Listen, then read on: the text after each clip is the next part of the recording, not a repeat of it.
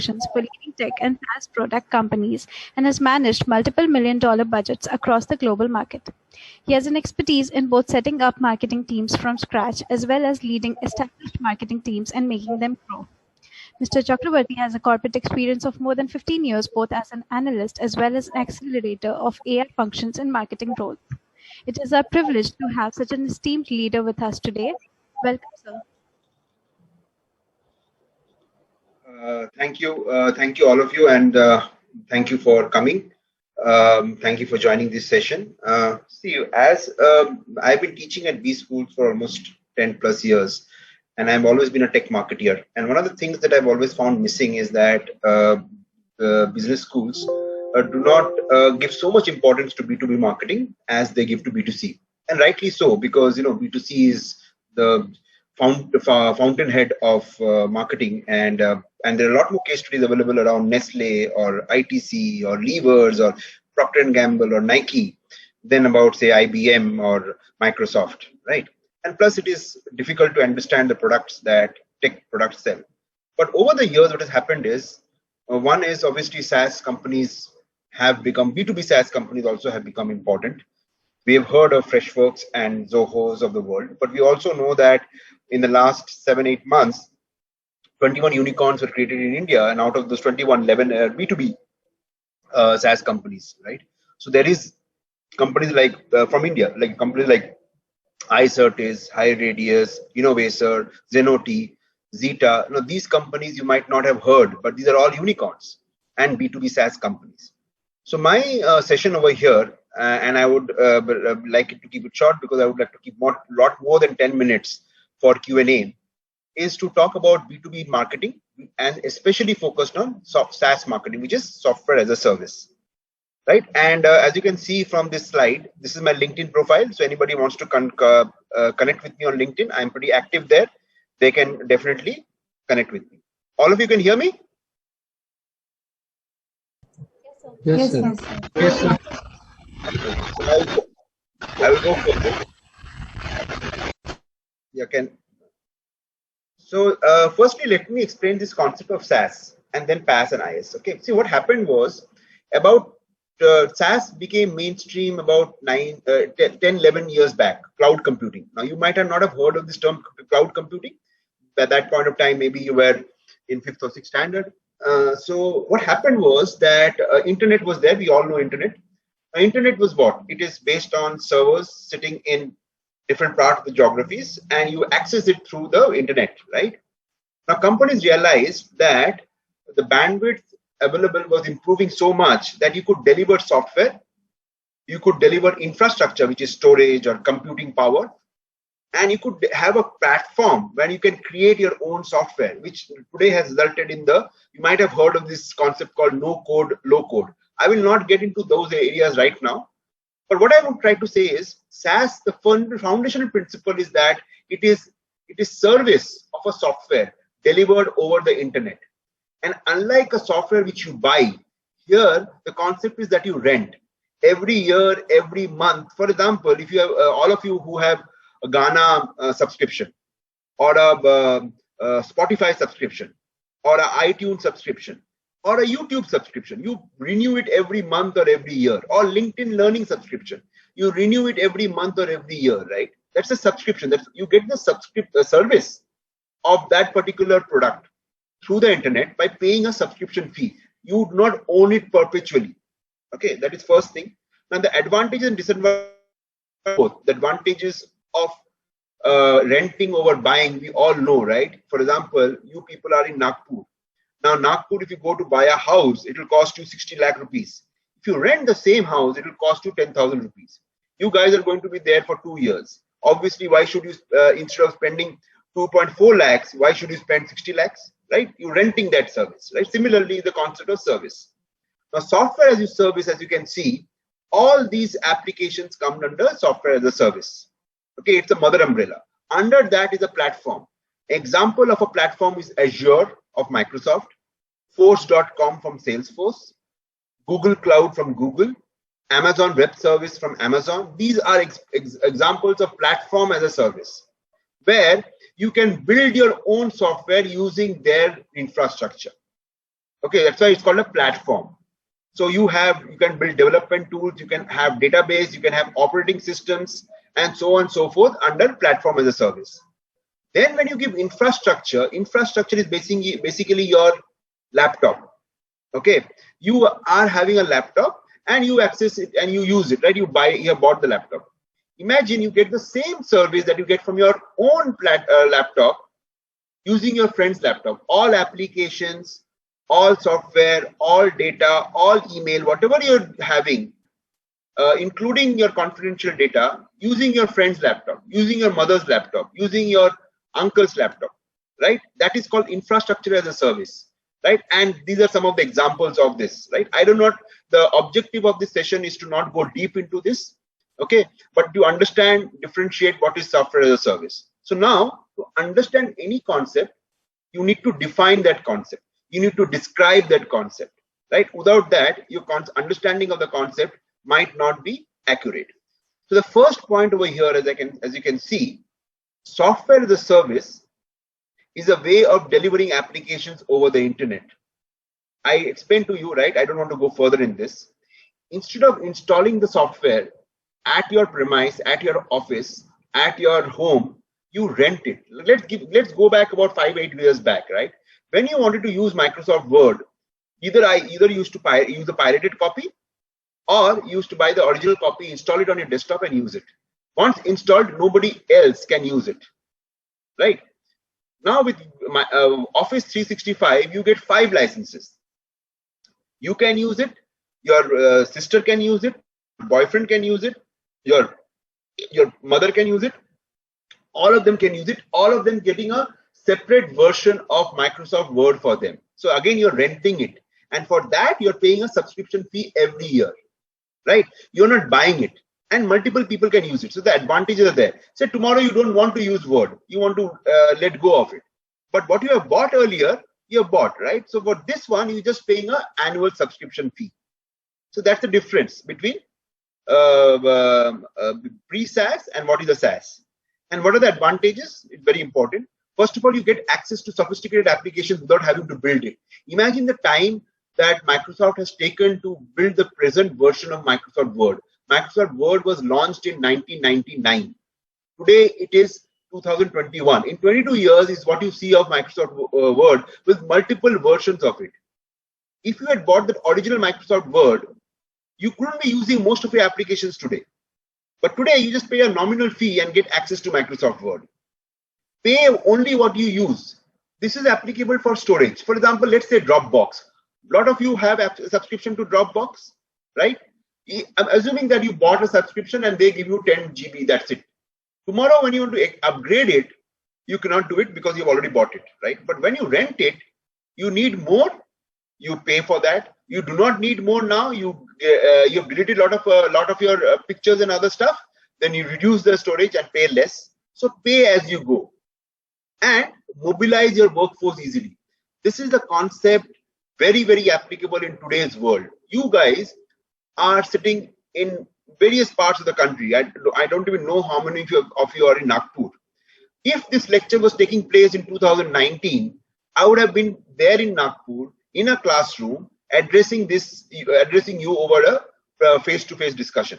There are good and bad things to it. But today, I can address all of you on a Saturday, sitting at my home and giving the same impact as it was earlier. Similarly, work from home. People can have video calls and people become more productive. That is the impact of SaaS. Zoom, the call that we are doing right now, is a SaaS tool. So that's why it is SaaS, right? So this is the example of SaaS. Now let's move forward. These are some examples of SaaS companies. I'm sure you've heard of Google, right? I'm sure you've heard of Salesforce. You absolutely must have heard of Microsoft. Some of the other companies you might not have heard, but these are huge companies. Salesforce is almost $20 billion in revenue. Zoho gives almost $600 million of revenue. Freshworks, Zycus, these are Indian companies. And Zendesk, SendGrid are American companies. So you would be surprised that a lot of you might be using some of these tools mentioned over here.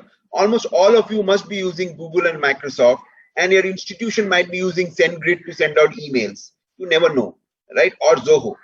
right? So these are some of the examples of SaaS companies, B2B SaaS companies. Remember, this is not Swiggy, this is not Zomato, this is not Urban Clap or Urban Company. These are B2B SaaS companies.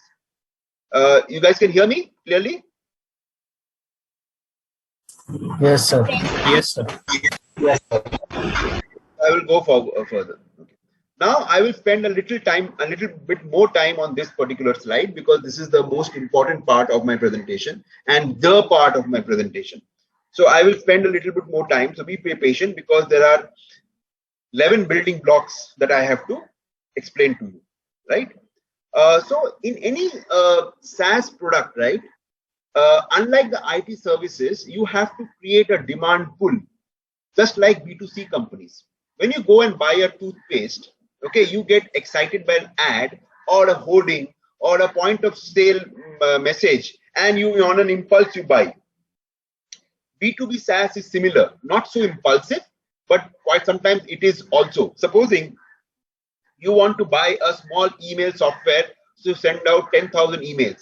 The cost may be as cheap as $25 a month, which is about 1,500 rupees. Or you want individual 1 month license for Zoom.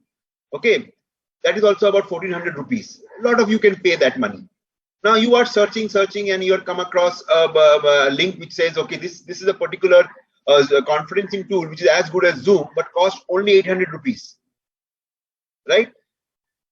You go and buy. Impulsive, you go and buy because it is cheap. This is within your budget. You go and buy. You value it and go and buy. And you don't like it, fine. It is okay. Buy and you go because it is so cheap, right? Exactly like how you would buy a consumer product of 800 rupees.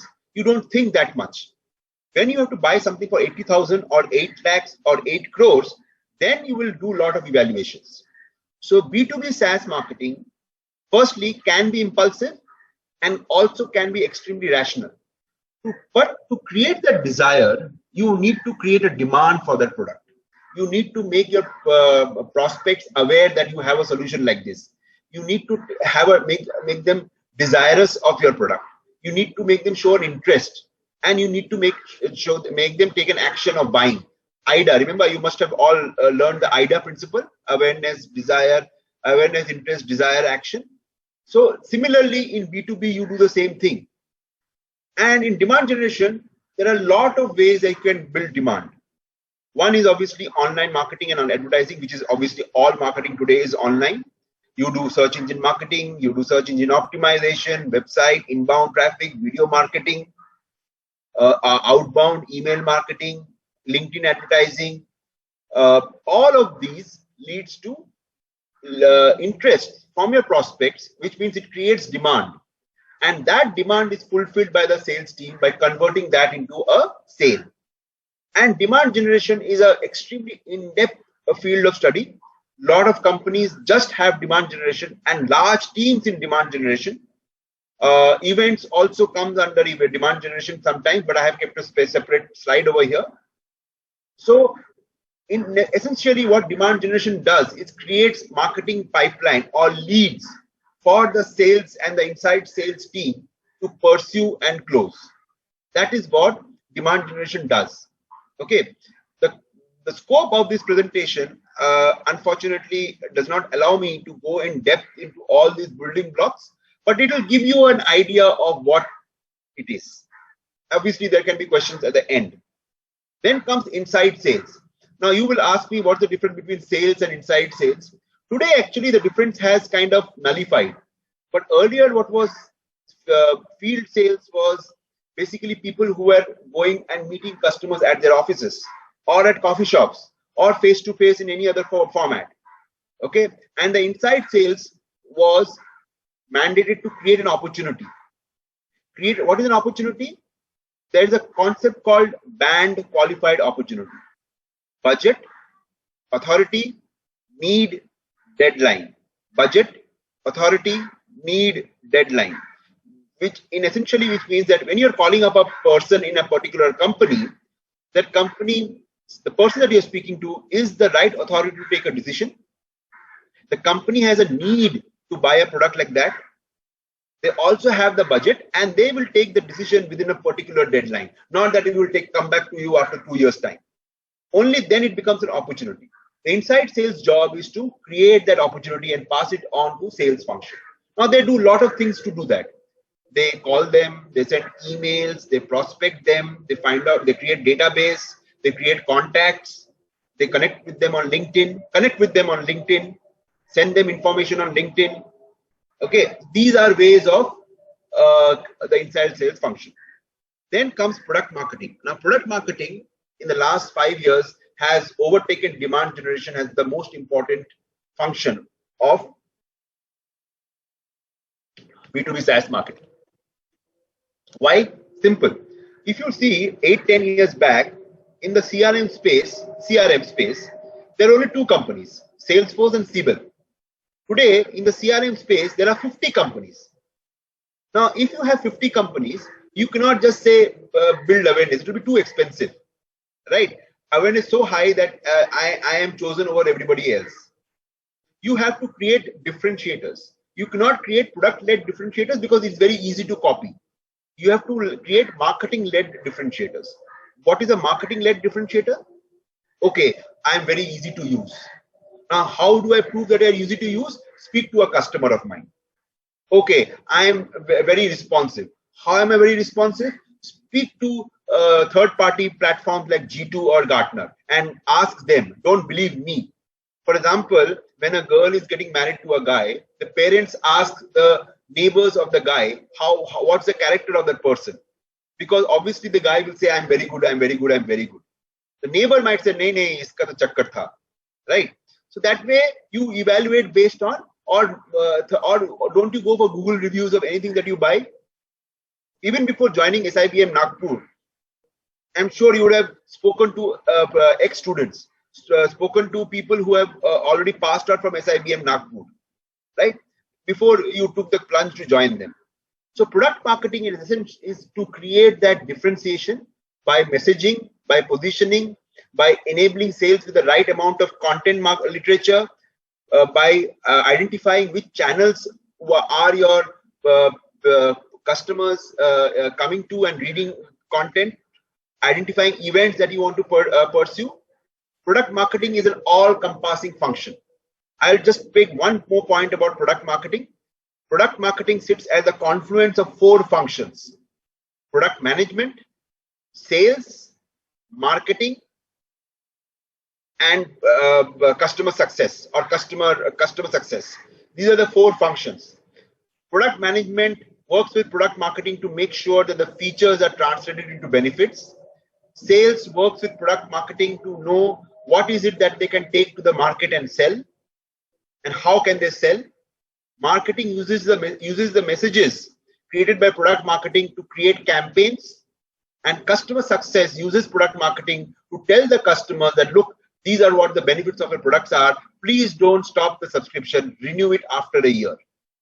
Right? So that is product marketing. And as you can see, what I've spoken about product marketing is 0.001% of what product marketing is. Then comes events. 2 years back, events meant participating in conferences, having a booth, speaking in a session, having a leader speak, making presentations, meeting face to face. All that has disappeared in the last 1.5 years.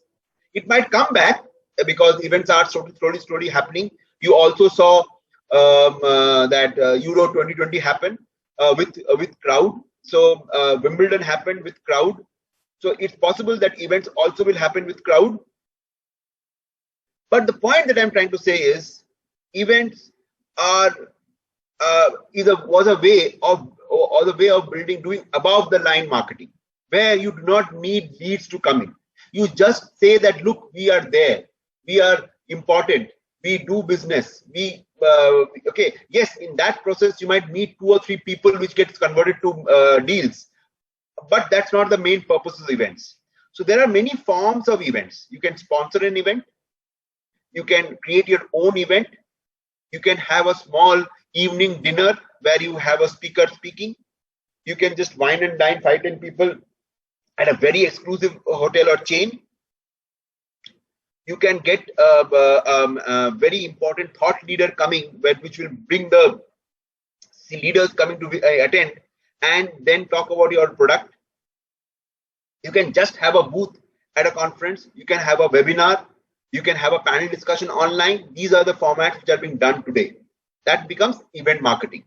And as you become bigger and bigger, you do more events, because events, although it's very expensive, it also gives you the vanity metrics. You know, there's something called vanity metrics. Events gives you vanity metrics. Oh, I have a huge booth and all that stuff. So you will see the fairly large organizations doing a lot of events globally. Okay, a company like Zycus, where I used to work for, in 2019 did 65 ground events across the globe, 65, and we were just about 45 to 15 million dollar company. So you can imagine how many events a multi-billion dollar company is doing. Then comes content marketing. This is the foundation or the root of all B2B marketing. The kind of content that you create, the quality of the content that you create is directly proportional to the impact marketing is going to create. If your content is bad, if your quality of content is bad, your impact of your is bad. So you will say, what is content? There's a general myth or misunderstanding that content means white papers or blogs. No, that is just one type of content. Videos are content. Ads are also content. Content marketing by nature is that it is when you are publishing it, you're not paying anything to get published. But even that definition is being lost, right? Because today what you're doing is, if you have written a very important piece of paper or a video where your CEO is speaking, you want to make it go viral. So you might pay money to make it go viral. Like, for example, you might pay some search engine marketing advertising. But content marketing essentially means using content to market your product, making your prospects, your audience believe that I know what I'm talking about. Remember, in a B2B software, it is you are selling something which you can't touch and feel before you buy. You cannot experience it before you buy. You will get to experience it only after you pay the money. When you buy a house, even though if it is under construction, you can go and see how it's building up. When you buy a car, obviously you'll take a demo, you'll take a test drive. But in a software, you just take a demo and you don't experience what the product is all about till you buy it. So for that, to build credibility and trust, you need to let them know that I know my subject. I know what the hell am I talking about. I know your problem and hence I can solve it for you. So what are the kind of content? Case studies, white papers, ebooks, blogs, infographics, podcasts, panel discussion, webinars, videos, sound bites, testimonials. These are all different kinds of content. How good they are is directly proportional will be how good your marketing is. So if those who join B2B SaaS marketing should know that initially you might start off in content marketing. Then comes digital marketing. Digital marketing I did not want to put over here because all these 5 things that I mentioned today uses digital marketing. Everything is digital. Sometime back somebody asked me what is digital marketing. I would say advertising on Netflix, though they don't allow it, is digital marketing because it's on the digital platform. Today Tata Sky is being streamed on digital platform. It is digital marketing.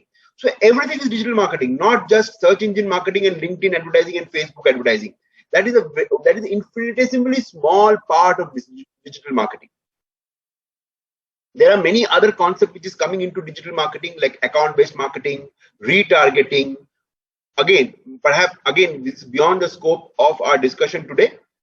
Each of them actually requires, each of this session requires about 2 to 3 hours of discussion. Each of these, some of them even more. Then comes customer marketing. Now, why is customer marketing important? Now, in B2B SaaS market, as I said, you need to renew the subscription after a year. You have Ghana, Ghana does not want to lose you after the subscription is over. You have LinkedIn Learning does not want you to go to Coursera after 1 year. Okay, similarly, if I have Zoho wants me to renew it after 1 year because the first year is not a profitable business. It is only after second year does the account start giving money. So a lot of these enterprise B2B SaaS companies, what is an enterprise B2B SaaS company? Salesforce, Zycus, Icertis, these are B2B enterprise SaaS companies. Why? They sell to large enterprises. They usually do not sell to small enterprises or individuals, right? So when that happens, they have to make sure that the renewal happens, because it's a very long sales cycle, 6 months to 9 months, sometimes above a year. Now, if you sell, if it takes you 1 year to sell, and after a year he stops renewing, then you don't make any money out of it, right? So customer marketing is a process where you will tell your customers good things about your product, the developments, features, benefit that is constantly being created about the product, so that after a year they renew it. That's the first objective. The second objective of customer marketing is to make your product and company so good in the eye of the customer that they would love to talk about it to others. Customer advocacy. Remember, when you buy a phone and you like it, or a laptop and you like it, you tell your friend, hey, buy Lenovo, buy Dell, yaar, this is the best. Ye best hai, ye acha hai. Similarly, the customer will also say, buy Zoho, buy Freshworks, buy Salesforce. They are very good. You want that. Without that, you won't get more business. So references, advocacy, speaking at seminars are all part of customer marketing. Making customers speak at seminars on behalf of you is part of customer marketing. If a customer is not happy, he will not take the podium and speak on your behalf. Then comes marketing ops. Now, B2B SaaS marketing, like B2C marketing, creates a lot of data. Customer profile data, response data, campaign data, leads data, budget conversion data, lot of data. And these data has to be managed and reacted upon to make sure that your campaigns are best performing. The first part of marketing operations is to make sure all these functions that I've listed on the left of marketing ops are executed beautifully. Email is sent out on time. The response is captured and sent out to the right people on time. Renewals of their various platforms happen on time. Okay, making sure that any escalations on the product happens on time and addressed on time. Marketing ops is an operational function to make sure that all these functions that I'm making sure works beautifully. These are the functions on the left of marketing ops are the ones which creates the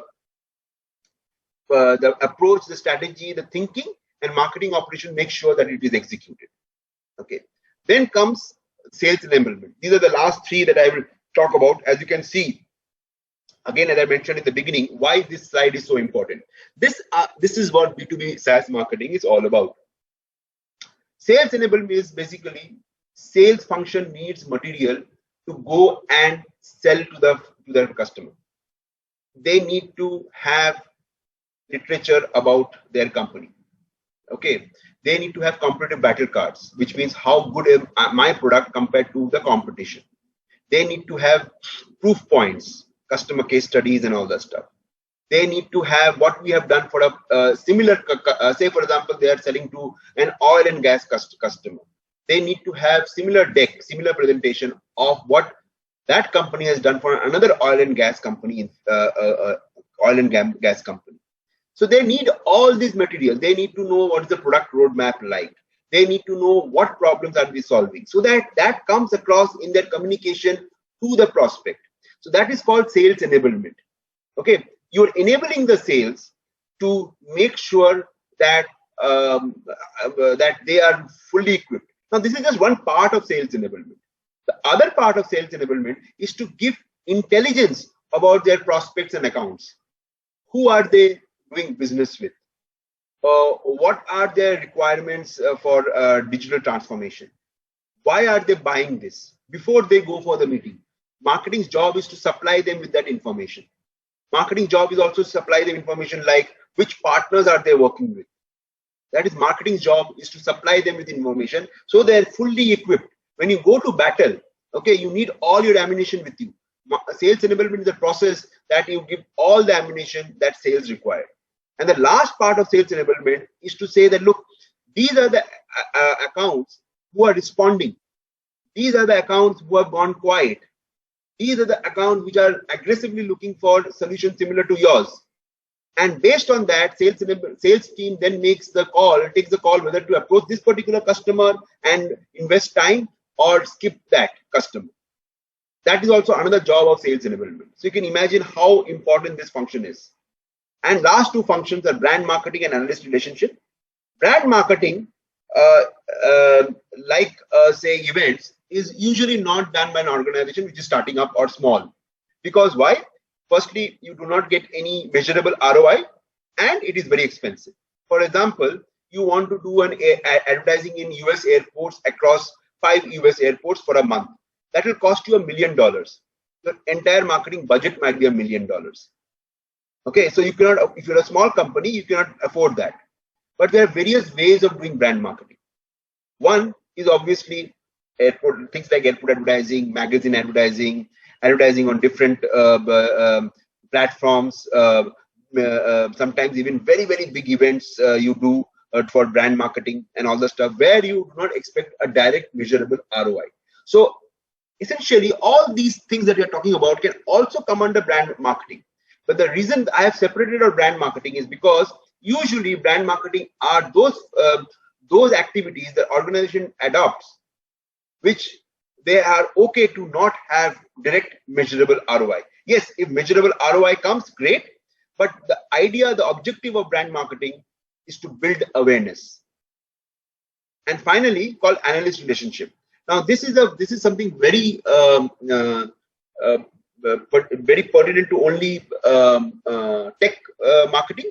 Analysts are companies like Gartner, Forrester, ISG, Zinnov, Selectica. These companies you might, Ovum, these companies you might not have heard of before, but these are analyst firms. What do they do is they act like those neighbors. Remember the neighbor I told you, if a girl is getting married, the girl's parent will ask the neighbors of the guy's character. So the analyst functions the same way. They are a sounding board for the company's character, company's credibility, company's reputation, company's success ratio. All these they know because they talk to customers of these vendors, these service providers. So for example, Salesforce's existing customers will be the feedback to these analysts who will then pass it on to Salesforce's prospective customers, future customers. And based on that information, the prospective customers will take a call whether to buy or not. Now that is very simply putting down what analyst relationship is all about. It is also a sounding board. Hey, I have this product feature. Do you think this will work in the market? Yes, no. Hey, this is my go-to-market strategy. Do you think it will work in the market? Yes, no. Hey, this is what my partnership strategy looks like. Do you think this will work? Yes, no. So these are some of the, and this is very important because if you are not on the analyst relationship radar, it's very difficult to get calls from large enterprises for their deals and stuff like that. So this is the building blocks of SaaS. Can you hear me? Yes, sir. Yes, sir, we Yes, sir, can. we can hear you. Yes, sir, we can. Yes, sir. Yes, sir. Yes. Great. So I will now take not more than 7 minutes, 7 to 8, 10 minutes max. So you have enough time for Q&A. Let me have some water.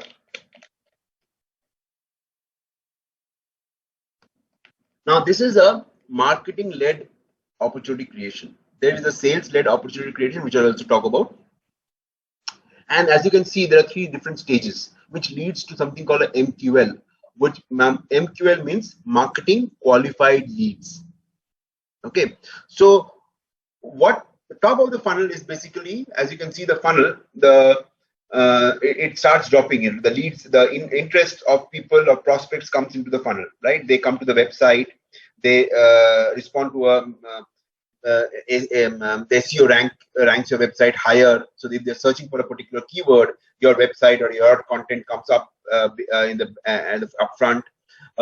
Your content that you created is really interesting for them, so they want to download it, and then they come to the website. So you are capturing them and creating an awareness. Okay.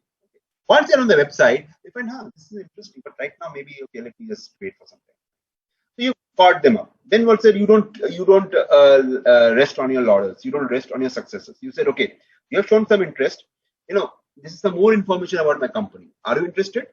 ABM. This is an advertisement that I have placed in a trade magazine that you will regularly see. Click on it and come and know more. Yeah, I know. Okay, click.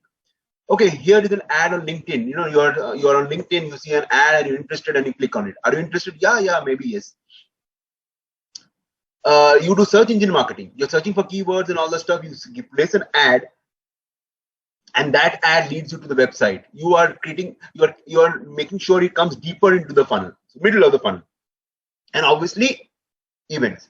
Now this guy is now being so intrigued that okay, now I want to know more about your company. Okay, I am also evaluating other companies. You're not the only one that I'm evaluating. Yeah, obviously you are going to evaluate. Why should you just buy from me? I'm not that big. You will evaluate others. So let me give you a case study of what we have done with a customer like yours before. Isn't it working? Didn't you do a great job? Yeah, great. Hey, this is the small testimonials that this CEO of this organization has spoken about. Doesn't it build credibility? Yes, obviously it does. And this is a targeted campaign. You know, Mr. So and so of of XYZ company. Here is isn't this the problem that you're trying to solve for the last 2 years and you have not been able to solve it? This is the solution that you're looking for. This is called bottom of the funnel or targeted company. And then this results, all these three can result in intent, not one by one, but usually the process is similar. All these three can lead to an interest or a content download or a form fill asking for more information. So people can come to the website and then go directly to a form fill. People can respond to an advertising and go to form fill. People can read a case study and go to form fill, right? Or people can go from top of the funnel to the middle of the funnel to the bottom of the funnel and then go to an MQL. This is the process that you go through. Sometimes you skip a level, right? This is the marketing-led opportunity generation because it is marketing is creating this. Now this is the inside sales. Remember I told you inside sales, which creates an opportunity. An opportunity is what? Band qualified opportunity, budget, authority, need, deadline. So firstly, they identify which accounts you want to go for. Do you want to go for construction companies? Fine. Which kind of companies? Okay, these are the company names have come in. Then they do account research. I spoke about account research. Then they create contacts. Contacts means email IDs, phone numbers of the persons that they want to create. And then they map the entire organization. For example, if they're going for the chief financial officer is not going to take the decision. People within his team will take the decision. So they create an organogram. CFO, VP Finance, account receivable, account payable, treasury, and all that stuff. They create an entire organogram. Who is taking what decisions? Based on that, they create their inside sales approach. Because inside sales works only if it is extremely targeted. Okay. Then comes the email outreach. Okay, where they create very targeted, extremely personalized, hyper-personalized emails for them to respond. They connect on social media through LinkedIn. Hey, this is a piece of content that my organization has created. Very interesting for you. Why don't you go and read it? Okay, calling into them. That is the next step. You call them. You get the phone numbers. You call them up. And marketing supported ABM campaigns. Remember this one, ABM, which you see over here in point number in the middle of the funnel. So you work with marketing to make sure that you maximize the marketing campaigns. So let me go back. Remember over here, content download, form fills, interest. Once this data is given to the inside sales people, they call up and say, sir, you downloaded a piece of content. You would like to know more? Sir, you filled up a form. Would you like to know more? That is how marketing supported ABM campaigns are worked. Then you nurture it. Okay, nurture means you could do a follow-up campaigns, you could score accounts. I'll come to scoring accounts, account info based reach out campaigns, and so on and so forth. Okay, let's quickly discuss follow-up campaigns and account information based reach out campaigns. Account scoring. Say for example, account is a company, Procter & Gamble is an account. In that, there are 5 people who are engaging with their organization. So for every engagement, you give a score. For example, if person A from Procter & Gamble has opened an email, you give 5 points. For person B has opened, you give 5 more points. Person C has gone to an event, give 10 more points. Person D has attended a webinar, give 20 more points. Person E has just clicked on something, give 5 more points. Total score becomes 60. You know that anybody with a score above 50 is something the account is really interested in your organization. You do more in-depth reach out to them, right? And the score you decide based on your historical data. You know that because of 50 is right score or not is historical data. Based on that, you create a scoring mechanism. And when the score goes above that historical score point, you try to do more focused campaigns and focused reach outs. This results in meeting requests, or hey, give me a demo. I like what you said. I want a demo. Give me more information, please. I liked it, but give me more information. Okay, let's have someone come and meet me up. That is called a SQL, Sales Qualified Lead.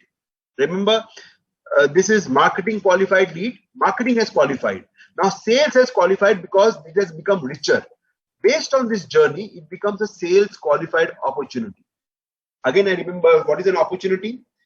In the sales qualified lead, if any of these three is done, meeting, request, demo request, it becomes a lead. Okay. After calling into them, after doing the meeting, you realize that they don't have the budget. It's no longer an SQO. You realize, okay, they have the budget, but the person that I'm talking to is not the authority. It's no longer an SQO. Or if the person that we're talking to is based in Brazil and we do not have the ability to service that account in Brazil. So again, it's not an SQO. Budget, authority, need, deadline, right? So once all these four qualities are met, it becomes a sales qualified opportunity. Okay, so this is an opportunity creating process in B2B marketing. I have just one slide. This is the last slide of my presentation. So firstly, growth marketing. As you can see, these are the functions under growth marketing. I will not go into all of them, but these are the functions. Then comes product marketing. As I said, it has become the most critical function today. And you can see the kind of work that they do. Huge, right? Much more than, and there's a dependency on all three functions on product marketing. Case studies, product marketing will give the information. User events, product marketing will give the information. So this is customer marketing, which is all marketing focused on customers. Growth marketing is all marketing focused on prospective customers. Customers, clients who have not yet become customers. Prospective. Customer marketing is about existing customers. And brand marketing, I've already spoken about, and these are some of the elements of brand marketing. Usually, in a SaaS company, there are 4 teams or a flavor of 4 teams. For example, customer marketing sometimes comes under product marketing, and brand marketing sometimes sits under growth marketing. So it depends upon the size and the build of that organization. So this is in nutshell my presentation. I have taken exactly the amount of time that I was asked to take. And this is, as I again repeat, this is my LinkedIn profile. And I am now open to questions. So I'll stop sharing.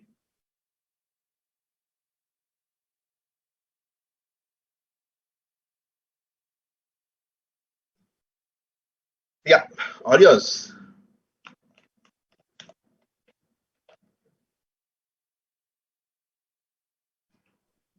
Good morning, sir. Tanmay this side. Hi, Tanmay. How are you? I'm fine. I hope you're also well. So one question, like now, government is, like encouraging startups. Now there will be many people coming up with startups. That is a business from a scratch, right? So now if I, as a new business, okay, want to like push my product everywhere, like I want to market it thoroughly, like what will be an advice for me to go ahead and do? Because like if I go for like sales engine optimization, the search engine optimization, that won't directly help my product because not many people know about it, right? So like what will be a like ideal kind of thing to do right away as a startup? Yeah. See, the first thing you need to do as a startup, which many people don't do, is understand who you are selling to and create an ideal customer profile. Okay, people, what they do is they create personas, which means just the title. But no, create an ideal customer profile. This title, this is the channel that they use, this is the kind of platform that they consume, this is the kind of leadership that they have, this is the kind, okay, all that you normally decide in, remember the demographic, psychographic that you do in B2C marketing, you create an ideal customer profile. Then based on that, you create a database of contacts. These are the first few things that you do. And the most effective at that point of time campaigns are email and LinkedIn. Use this for the first 6. If you're just starting off in your marketing journey, first 6 months, just do this. ICP, build your database, email, and LinkedIn for the first 6 months. After that, you start doing other things that is required. Yep, that was helpful. Thank you, sir. Okay, next question. Good morning, sir. Sumail here. Sir, are you able to hear me? Hello. I am able to hear you. I am able to hear you. Yes. So with regard to when we go for in general B2B marketing, one thing that we need to consider also is time factor. Like if I have to sell a product to suppose normal customer, it may take short time because I will go on some sort of mass scaling to the extent of my knowledge, if I have to say. But in B2B marketing, there is a very tactical thing that we need to take, and it requires a lot of time to convince, because there are already some set relations. Like, so how does we can optimize this thing, because time is also very important thing to crack the deals. This is my question.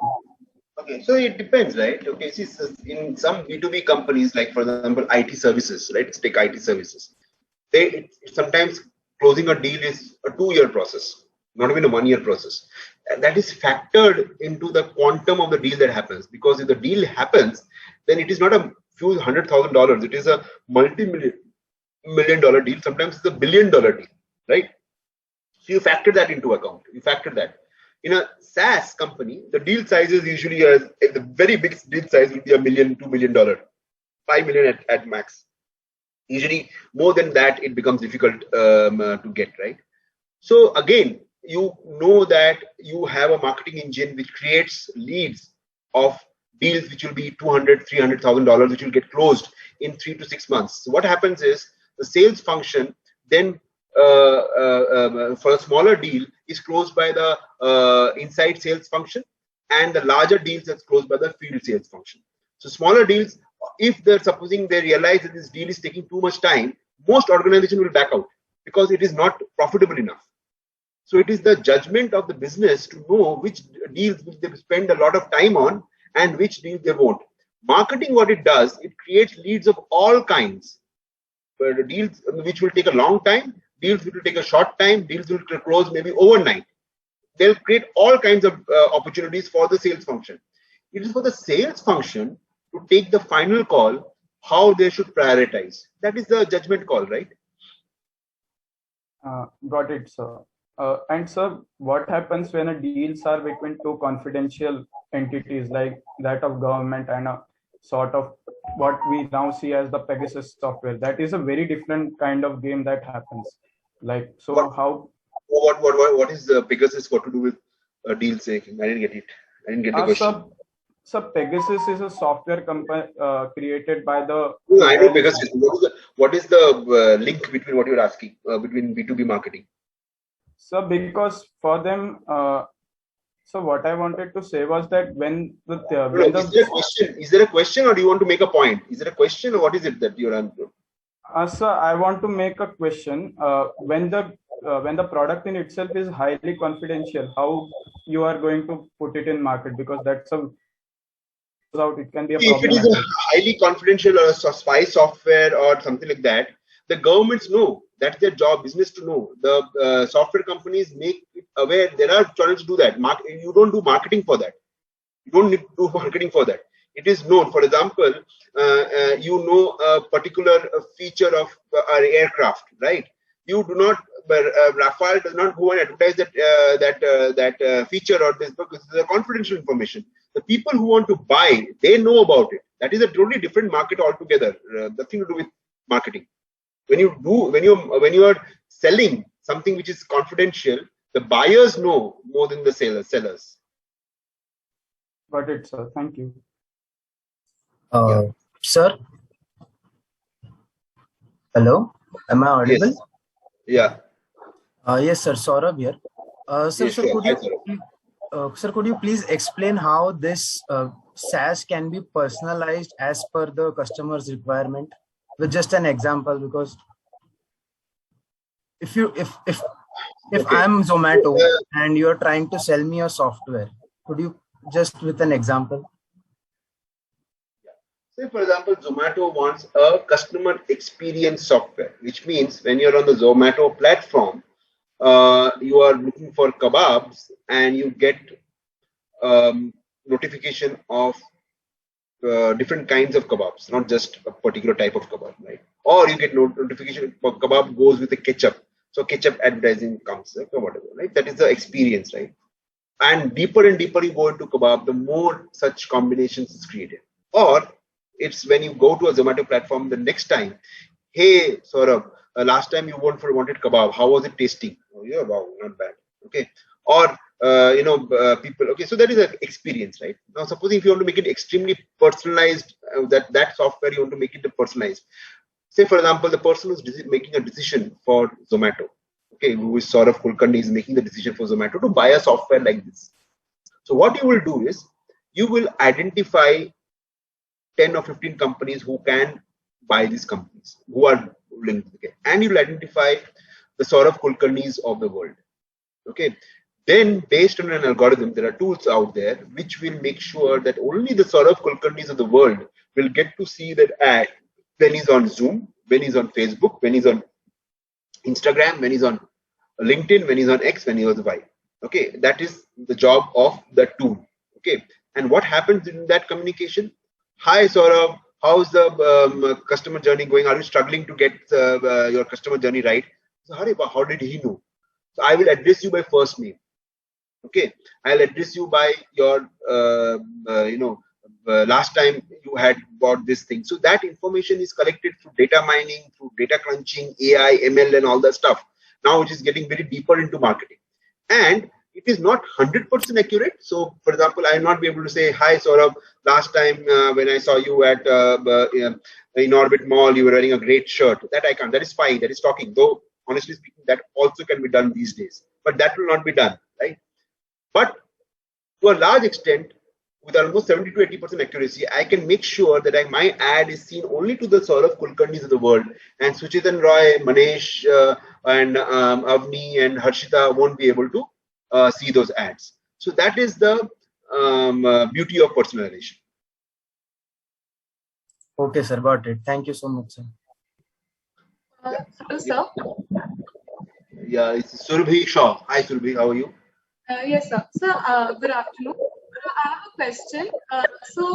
My question is like when it's a little different from technology, it's about brand, right? So, like, how important is it for a brand to stay true to its character in order to continue being iconic? How important? Let me repeat the question because you are cracking up, and if somebody can explain that, how important is it to explain for a brand to remain in character? Is that the question? So my question is, how important is it for a brand to stay true to its character in order to stay an iconic brand? Well, it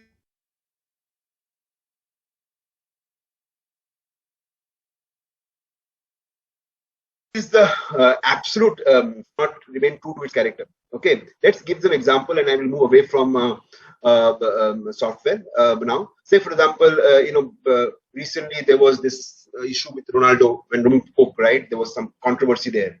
Now that was that impacted Coca-Cola. Now Coca-Cola could have reacted in a very negative way and said, "Look, we don't have any sugar and all the stuff. We are healthy and all the stuff."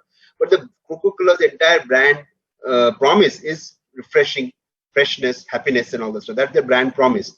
If you go away from that brand promise, okay, you won't last more than a few years. You just disappear, and brands have disappeared.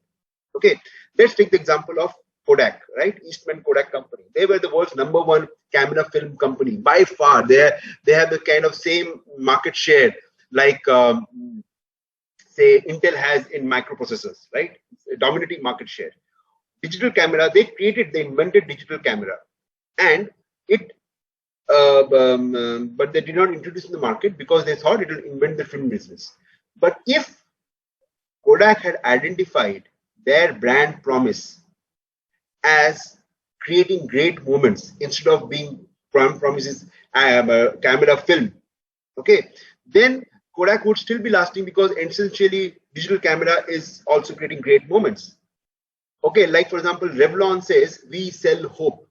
Okay, tomorrow Revlon cannot say that, come and say that, look, we do not sell hope. That's their entire brand promise. So it is absolutely the #1 priority to remain true to your brand character.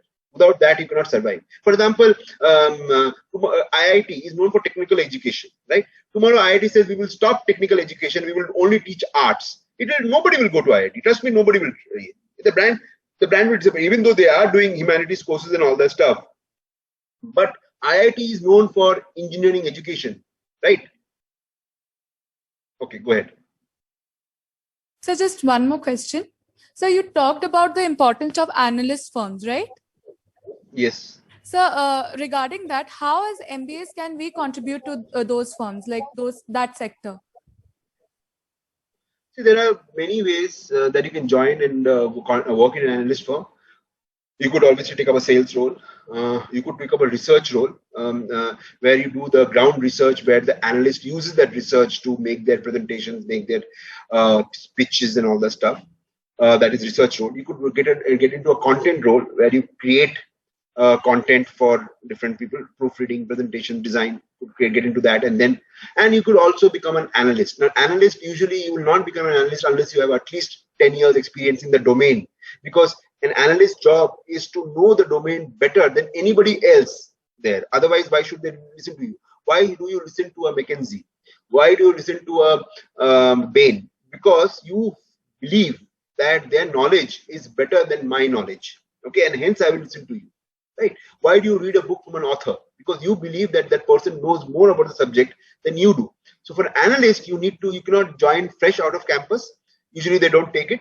But in Gartner, at least I know, people have joined from campus as in the research and then they've gone and become an analyst after 3 to 5 years. It has happened, not once, twice, but many times. So that could be the route that you could take up.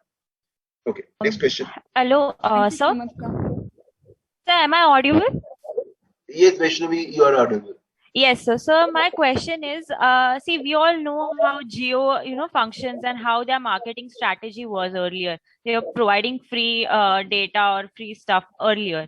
So how we can use our marketing to tackle such their marketing strategy, basically. So Jio is not a right example of marketing. Jio basically is armed twist government and all that stuff. Jio was bankrolled by Reliance Industries. Okay, remember Reliance Communications was created, okay, and it went bankrupt because they did not have money to run the business. Telecom is a very cash-intensive business.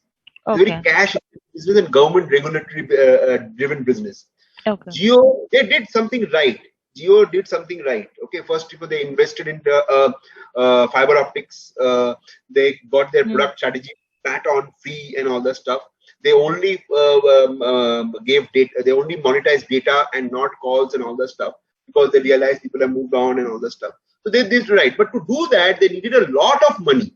Lot of money means in hundreds of thousands of crores. And that kind of money came from Reliance Industries, which makes those refineries and all that stuff, which is a cash cow.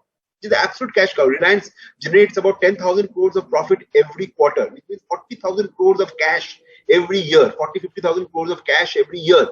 You can imagine the kind of money that they have to plow into a business which is very cash intensive. Yes. Now, if I were to take on Jio tomorrow, now the next question was if I were to take up Jio tomorrow, right? First thing I would do is I would go for better niche services. I would launch with a 5G. Because 5G is going to be the next one if I want to take up. But even that will not be easy because the entry barriers in telecom is very high. You must have read this Porter's 5K model, hai na? Entry barrier, exit barrier, and all the stuff. So yes, entry barriers, it's not going to be easy to take on Jio. Only again a very big telecom company can take on Jio. Okay, okay. Thank you, sir. I think Pooja wanted to ask. Sir. Hello, sir. Good morning, sir. Yes. Am I audible to you? Yeah, Harshita, Shobha, I'll come back to your list. I just didn't see the hands now. Yeah, you're audible. Thank you, sir. Doctor, are you a doctor? A medical yes, doctor? sir, I'm a physiotherapist by profession. Okay, I have a little bit of back. Sure, sir. Sure, I'll definitely look into it.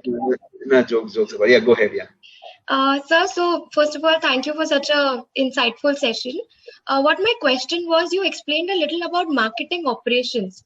So, as somebody who's straight out of an MBA program, can we get into marketing operation roles?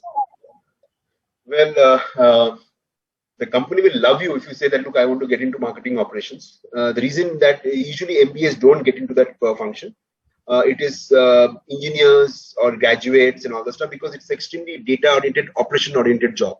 There's no harm in getting into that. But if you want to get into a marketing operations role, do not try to get into a organization like, say, Freshworks or whatever. Try to get into those service companies like iQuanti, Sapient, Cognizant, which does a lot of marketing operations work for their clients. The reason I'm telling you to do that is because they will get access. Marketing operations is all about how you can use the marketing automation tools that you have at your disposal. And there are plenty of tools. If you go to G2 is a site. G2, it was called G2 Crowd. Now it's called G2. You go to g2.com and type marketing automation, you'll get 2,000 plus software companies, right? So, essentially, it is how strong you are in using tools, the certifications that you have, Salesforce certification, Pardot certification, marketing certification, it goes on and on. And tools keeps on adding, tools keeps on building. There are more and more tools coming in. So I would suggest that's the route you should take. If you are a marketing person, I would say that do not try to get into marketing operations as the first entry, because it's very difficult to move out of marketing operations into marketing, but the vice versa is always possible. Okay, sir. Thank you so much, sir. Thank you. Harshita, you are next. Sir, can I ask a question apart from this topic? Sure. Go ahead. Sir, actually, I have gone through your LinkedIn profile and there I saw many of your podcasts. So one of the topic was importance of summer internship. So, sir, I would like to ask if you can give an insight on that how should we conduct ourselves during these summer internships so as to improve our learning curve. So, First of all, have fun. People, unfortunately, what is happening is, I don't know, it may not be true, but I'm taking a general statement. People have stopped having fun at work, right? So have fun. Learn, yes, but you learn the most when you're having fun. You do not learn when it becomes a chore, or it becomes a chore, not chor. It becomes a chore, it becomes a job, or it becomes a responsibility, right? You have fun. Secondly, do not try to choose the company that you want to go into and all that stuff. Whatever you get is good enough, because internship, that's the purpose of internship, is to give you some experience about how an organization works. Okay. And the third aspect which I mentioned in that podcast was that be hungry to learn. Ask more responsibilities. Read everything about the company, about the competition, everything. Know as much about the company as people who are working in the company for years know. That should be your task. Other than that, everything will fall in place. If you know everything that the company does and how you can add value, trust me, that company will make you a PPO without question. Because it's very difficult to get talent. Let me be very clear about it. It's very difficult to get good talent in the market. And if a company gets a ready-made talent like you, why should they not hire you? Thank you, sir. Now comes Atharva. After that, Shobha.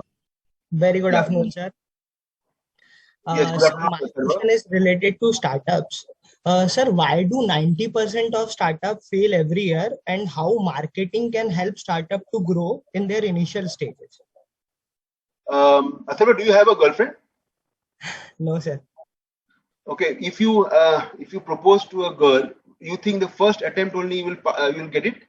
Chances are that she'll say no, right? Yeah. Similarly with everybody else in life, failure is life. Okay, success is an outlier.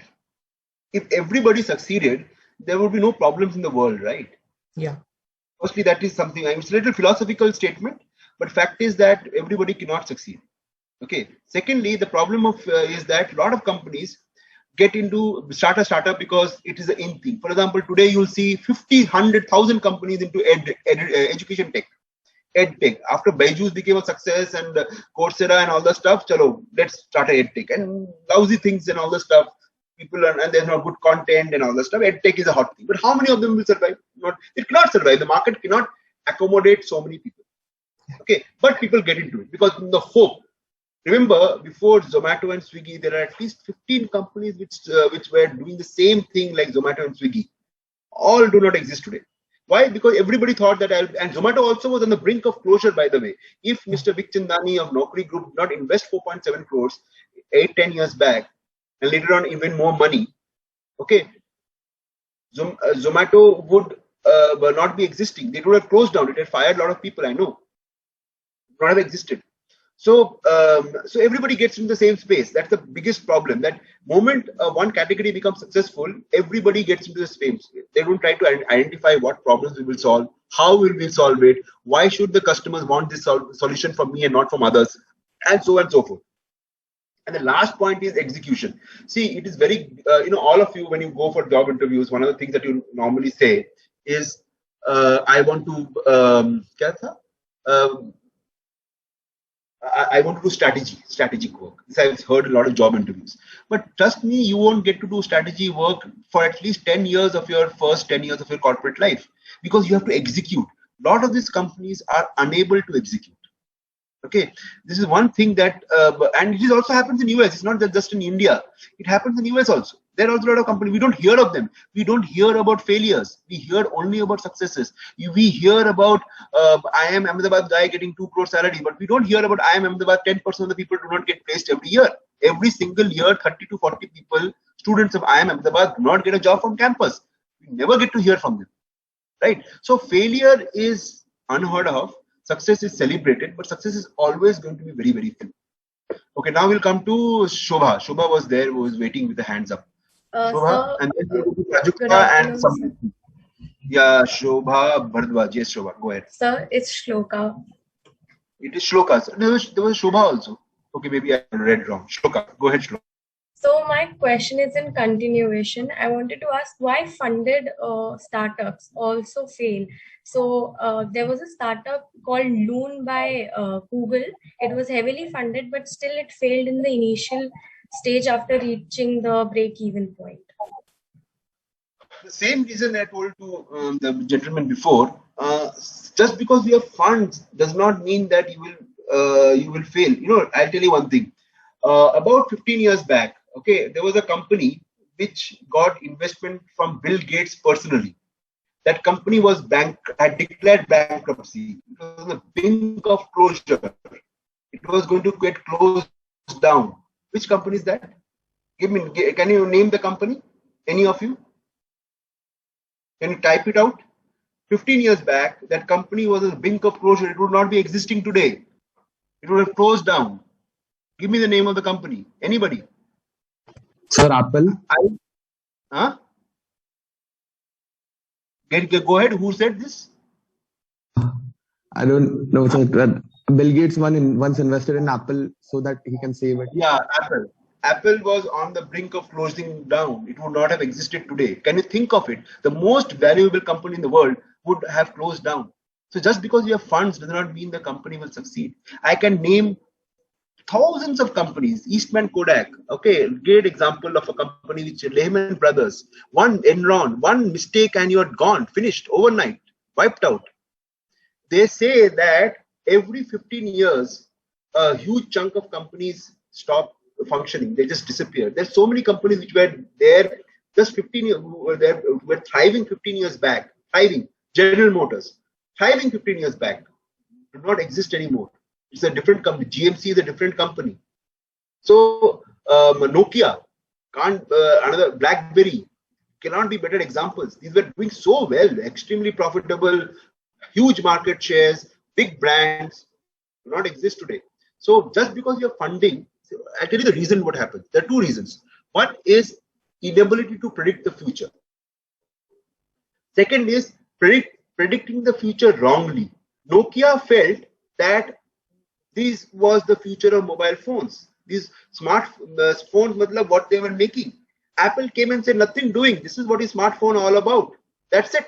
They predicted the future wrongly, or you're unable to predict the future. Right? In business, what happens is there is no mercy. If you're unable to predict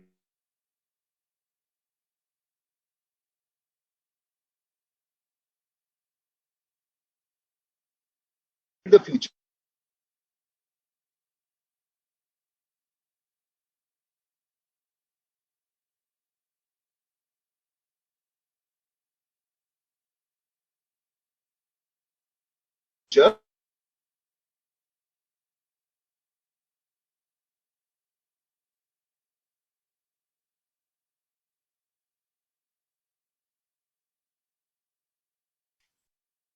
Sir, I guess we cannot see you or hear you anymore.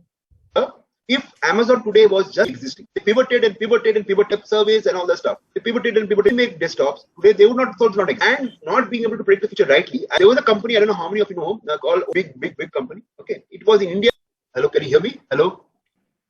Yes, sir. Now you're audible. Hello? Last 1 minute of your answer wasn't audible. Okay. So okay, now can you hear me? Yes, sir. Yes, Yes, you are sir. audible now. Yeah. So coming back to the point which I was saying that look, Apple also did not exist and all the stuff. Then coming back to the is your inability to predict the future. Now, can you hear me now? Hello? Yes, sir, you're audible. Yes, sir, we can. Okay. So if you take the inability to predict the future or predicting the future wrongly, because if you predict the future wrongly, you will invest in that future, and that future is not there. Okay, and then dump. And if you're not able to predict the future, then somebody else will come and kick you out of the market, like Salesforce did with SIBM, or Nokia did with smartphones. Okay, or digital camera did to Eastman Kodak. Right, and I'll give one last example which I wanted to give was of Orkut. Orkut was owned by Google. It was by far the #1 in India in terms of, it was like Facebook only. But Facebook came and overnight, today Orkut does not exist. Google closed it down. Right, Google tried to come out with another product called Google Circles. That did not work. So even large organizations like Google have failed in a lot of their products. Go ahead, next. Anybody else? Any questions? I will have Prajakta. Sorry, Prajakta. No, Pooja Pandey. Pooja Pandey ho gaya. Sorry, Prajakta. Hello, good afternoon, sir. Then I'll come to Samruddhi. Okay. And yeah, go ahead. Go ahead. Good afternoon, sir. Sir, my question was: is B2B limited to the private sector companies, or can it reach the public sector as well? Obviously, public sector B2B is called B2G, B2 government, but the buying process is similar, but it's through a tendering process. Because government has corruption and all the stuff, in order to reduce that corruption, it's a tendering process. So you have to file a tender, even internationally. You have to file a tender. They will never go with just one vendor. They will always have multiple vendors. You have to strictly qualify to their RFP, request for proposal. If you do not qualify, you will be rejected. And they will always go with the lowest price provider. So once they come to the lowest price provider, which is called L1, they will ask L2 to match it. If L2 matches it, then they will go decide between L1 and L2, because they might have liked L2 over L1. But if L2 cannot match L1, then they will have to go with L1 even if they don't like with L1. So that's the usual government process. It's a slow burn process. Yeah. But it's always very big revenue, so everybody is interested in government jobs, government projects, software. Yeah. So next is did I answer the question, Prajakta? I will go with Samruddhi. Hi sir. After that it will be Shrija. After that, Shrija. Hi sir. Good afternoon. It feels really great to have a conversation with you here. So this is Samruddhi. Hi Samruddhi. There's a highway named after you till Nagpur. Yeah, sir. Sir, actually, you talked about business analyst. So I'm very much interested in analyst part and research. So I wanted to ask, what is the basic step we can initiate in order to establish our careers as a business analyst? Like what specifically we can do in our 2 years of MBA?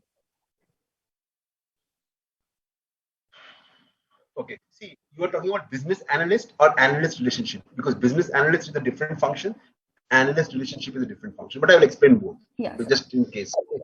Business analyst is a job where you join an organization. Okay, the job is to gather requirements from the customer, understand what they want, okay, and feed that information to the product management team, to the engineering team, to the software development team, based on which they'll create product solutions, whatever they require. That is one. What does it manifest into? It manifests into PowerPoints and request for proposal filling. There's a request for proposal. Request for proposal is basically, there are a lot of questions which are asked in that proposal.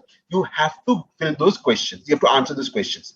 That is the job of a business analyst. For that, you do research, you collaborate with different functions, and the career path over there is that you can get into sales, you can get into marketing, you can get into strategy, you can get into consulting and stuff like that. Because when you fill up proposals like this, you start knowing the company, the product, the solutions very well. That is the business analyst role. Now comes the analyst relationship role, and I'll also talk about the analyst role. Analyst relationship in a company is the person who talks with the Gartner, talks with the Forrester, and tells about their company's good stuff happening. What does that manifest into? Setting up meetings of important people within that organization, setting up people, giving them information about the good stuff which is happening in the organization, and so on and so forth. That is an analyst relationship job. That's another job that you can take up, right? That also will not come your way as a fresher out of campus. You have to spend some time in other functions and then get into marketing. The third aspect of it is the analyst relationship, the research analyst of an analyst firm like Gartner and Forrester.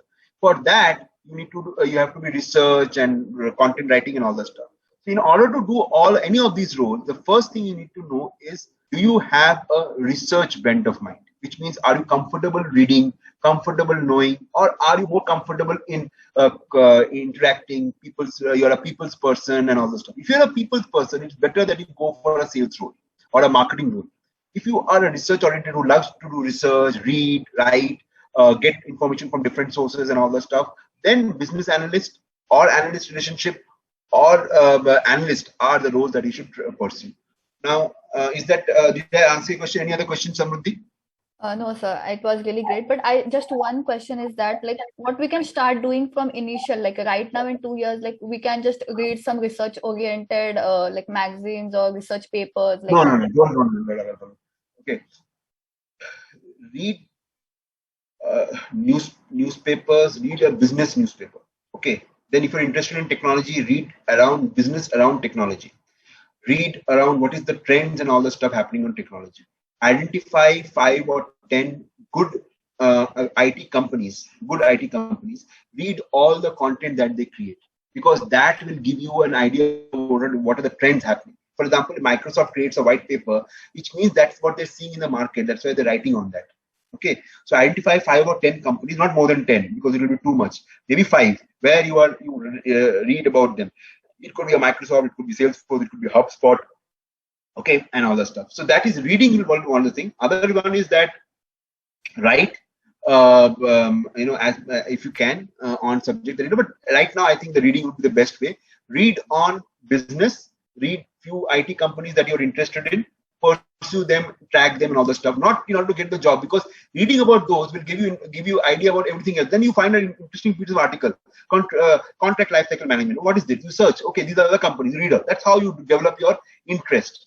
Be someone who can talk about any topic on the planet. Let me give you another example. Real life, right? When you are going on a date with a guy, if the guy just talks about his job and nothing else, won't you get bored? You want about movies, music, you want to discuss everything in life, right? Similarly, read everything that comes your way, but focus on business, focus on the impact of business, because you are expected not to be a technical master, you're expected to be business graduates. Did I answer your question? Yeah, sir. Thank you so much. Okay, now Shrija Roy, after that Shriha, then Surbhi. Okay, yeah. Surbhi is already, I think I answered. Maybe she has another question. Shrija Roy. Shrija, yes, tell me. Good afternoon, sir. First of all, thank you so much for your time and such an enlightening session. So my question is, sir, the SaaS platform or the sales cycle here is very quick as compared to other models, right, sir? No, B2B SaaS is a slow process. It takes months, maybe years also to sell. But sir, the digital world is evolving so fast and everything. So I mean, yeah. still, are you saying that the SaaS thing is like the sales cycle is similar to other platforms or other models? Okay. B2B SaaS, there are different categories of products, right? For example, you want to buy a tool for your own personal self, buying email, right? You want to send out emails and all this stuff. You're doing this whatever small project and all this stuff. You want to buy an email tool. You can get an email tool as cheap as $10 a month, which is 700 rupees. That you will do. Then you'll sit in the morning, find out 5-6 companies, evaluate them online, do a free trial. Whichever you find is the best, you go with that, right? That day you decide. Okay, you have a video marketing, video creation tool, $25. Again, you'll maybe for 2-3 days. What happened? No, sir, you're audible. It's fine. Okay, so somebody said thank you so much. So I thought, okay. You will get that, right? There are certain products which cost you $5,000. Even for your own personal use, you will not buy it like that. You will evaluate, take a lot of time and all that stuff. A company, even if it is $5,000 product, will take a long time because firstly he has to evaluate 4-5 companies. Otherwise, his boss will ask, "You're taking money from that company. Otherwise, why are you giving it to him?" Okay. Then his job can be at stake. So the more expensive the product becomes, the longer is the sales cycle. So there are SaaS which can be B2B SaaS products which can be bought in hours, and there are B2B SaaS companies which can take years to sell. Different categories. So, sir, how does this affect the marketing strategies? Suppose it depends, right? Yeah, I agree. Let me answer this question. Let's say example of a company called Netcore. Now, Netcore, they have email API software which is bought like by people like you and me overnight. So what they do is does digital marketing, SEO, SEM. Aega to kharidega, nahi to dao, nahi chahiye. I can't spend more time. Okay, I am available. Make sure that I am available. That's it. That's the job of marketing. But the same product is sold per user license to large organizations, which can go into crores in terms of revenue. There, the same marketing principle that I spoke about works. Okay, I'll give an example of a company called Vidyard, Vidyard. They sold their video marketing software to us. It cost about $35,000, not a small amount of money. They don't have any sales marketing person sitting in India, all from Canada. Demo, everything, all that stuff. That is what marketing does. They create the marketing, they create the literature, they make sure that they are reached out to a Diprup Chakraborty in Zycus, who then is interested in a product like yours and then go ahead. So that is the essence of marketing. In this kind of yeah, I can. Shrija, after this session, maybe you can connect with me on LinkedIn and all that stuff, and I can definitely help you because these questions, usually can't be answered in just a 5-10 minute conversation. So now I will come to another Roy, Shriha Sinha Roy. Good afternoon, sir. Hi, Shriha. Hello, sir. So my question is, how is the strategy of tech services like NXT? The marketing strategy different from those of consumer goods company? Like what do all you do in the marketing field? I want to know that. You're a Bengali, so I'll say Akash Patal Tafat, which means Zameen Asman ka fark. Okay. L&T NXT sells industrial IoT solutions. That is sold to very large organizations. We don't even go after companies below $1 billion. Okay, consumer marketing is anybody can buy it, right? So and consumer marketing is different kind of marketing. For example, Godrej has expensive soaps as well as cheap soaps. So the same marketing cannot apply to say 500 rupee soap or a 50 rupee soap, right? You have to have different marketing. You will use a different brand ambassador and all that stuff, right? So it's totally different. I mean, don't even get there. It is just totally different. People will say at the end of the day, it's human to human and all this stuff. It's all bullshit. B2B marketing and B2C marketing is totally different. I personally believe, having been on both the sides, that is B2C as well as B2B, I believe that B2B marketing is far more exciting than B2C marketing. People will not agree because, in a B2C marketing, you see your ad on television, you get to shake hands with Virat Kohli, you get to see your ads on hoarding. In B2B marketing, you don't get to do that, but it is far more exciting, according to me. Okay, next is Shulbhi Shaw. Yeah. Yes, sir. A very good afternoon. So this is the last question for the session. And this question is from the Corporate Interface Committee. So, sir, as the CMO of NXT, what are the challenges that you faced? And like, how did you overcome it? See, L&T NXT is a startup within the L&T brand, right? L&T, as you know, is a $21 billion conglomerate, right? So it's a very large organization. The first challenge that I faced was bureaucracy. It's a lot of red tape, very slow approval process. A PO took almost 2 months to get approved, but you live with that. Okay, even though you're a startup, you have to work within the bureaucracy. So the first is slow decision-making process. Nobody likes slow decision-making process. Everybody kal jiye. Huh? But if you ask your parents for some money, if they say, look, come back for another meeting, come back for another meeting, give me this document, give me that document, you will stop being the daughter, right? You say, I'm leaving this house, right? So it has to happen. So that's the first challenge. The second challenge that I faced is, which, in a way is to, this was giving them, showing them the importance that marketing can bring to the table. Because see, it is very difficult to say that, look, I need so much money, I need this for my marketing, but I cannot show it to you because there's I can only show it to you once I do it. So building the importance of marketing within the companies also was a big challenge. I think these are the two big challenges. By the way, I'm okay about a few more questions if you are okay, but I think I have also taken too much of your time. So now we'd like to extend our vote of thanks to Mr. Diptarup Chakrabarti. Over the course of before that, I have just one request. If you are, yes, I think you're recording this session, so if you can share the link of this recording once it is done. Okay. Sure, sir. Sure, definitely. Thank you. So over the course of his remarkable career, he has led large international marketing teams, managing multi-million-dollar budgets across global markets, as well as set up marketing teams from scratch. He has grown businesses across geographies and successfully launched SaaS products in the global market. His articles are really insightful and provide the readers with an in-depth knowledge about the essentials of SaaS product marketing, what's in a brand, and 7-step of highly effective analyst relations function. It was indeed a privilege to have such an accomplished and senior leader address the batch. During the session, Mr. Diptarup Chakrabarti shared snippets of his towering experience in the SaaS marketing sector. He laid out the relevance of technologies, digital marketing, and the importance of industry analyst firms. He also discussed the marketing strategies for tech service companies like NXT and the importance of marketing strategies for startups. Mr. Diptarup Chakrabarti shared his knowledge in a holistic manner and patiently answered the queries, which helped the students to develop and deepen their understanding.